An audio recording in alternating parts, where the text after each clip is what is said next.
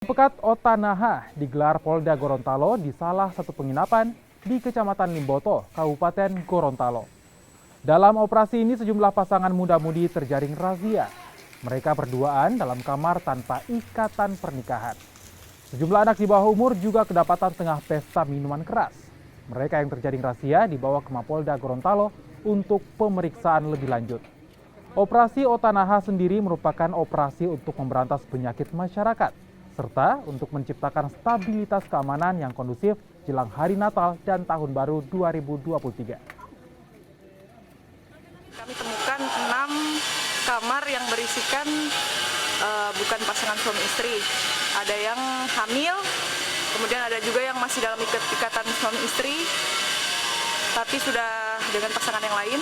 Kemudian ada juga satu kamar kita temukan ada 7 orang anak-anak sekitar umur 16 sampai 18 tahun.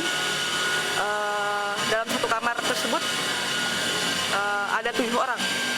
Kemudian ditemukan juga beberapa botol minuman yang diindikasi mereka mungkin dalam kamar itu minum minuman keras.